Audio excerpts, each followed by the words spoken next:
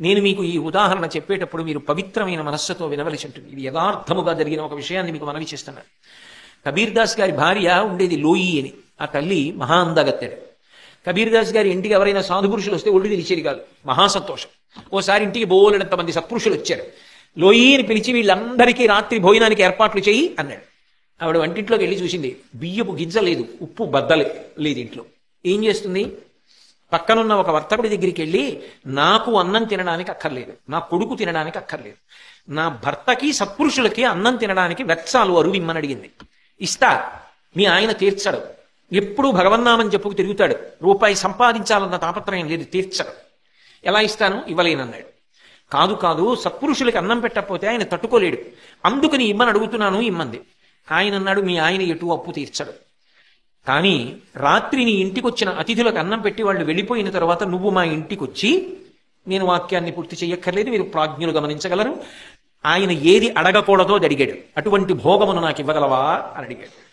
ఆమె ఒక్క క్షణం నిరుత్తురురాలై ఆలోచించింది. భర్త గౌరవమా, సత్పురుషులకి మాట దక్కడమా, తన శరీరమా ఆలోచించి అలాగే అన్నీ తీసుకెళ్ళింది, వండి పెట్టేసింది.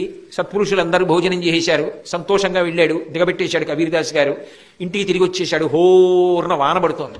ఏడుస్తూ నించునుంది లోయి. ఎందుకు లోయి ఏడుస్తావు? ఇంతమంది సత్పురుషులకు అంత మంచి భోజనం వండి పెట్టావు, ఆనందపడాలి కదా అన్నాడు. ఆమె జరిగిన విషయం చెప్పి. ఇంకొకడైతే ఎంత ఆక్రోశం చెందుతాడు. ఆయన అన్నాడు, ఆ వర్తకుడు ఎంత గొప్పవాడు లోయి, ఇందులో ఏముంది? చర్మము, రక్తము, మాంసము, కొవ్వు, అస్థి, శుక్ల, మేధ, 7 పదార్థములున్నాయి. ఈ చర్మాన్ని ఉత్తరిస్తే లోపల నెత్తురు ఉంది, ఎముకుంది, మాంసం ఉంది, ఏముంది కనుక ఇంత అల్పమైనటువంటి కోరిక కోరాడా? ఇంత చిన్న కోరికకి ఇంతమంది మహానుభావులకు అన్నం పెట్టడానికి సరుకులు ఇచ్చాడా? మాట తప్పకూడదు లోయి. తడిసిపోతే ఆయనకి అనురక్తి తగ్గచ్చు. గొడుగు పట్టి తీసుకెళ్తానని గొడుగు పట్టి తీసుకెళ్ళాడు భార్యని. లౌకిక దృష్టితో చూసినప్పుడు చాలా అసహ్యంగానే కనపడుతుంది, నేను కాదన్నాను. తలుపు కొట్టాడు. ఇంత వాన ఉరువులు పిడుగులని వర్తకుడు పడుకున్నాడు. ఆయన లేచి వచ్చి ఎవరన్నాడు? నేను లోయిని అంది.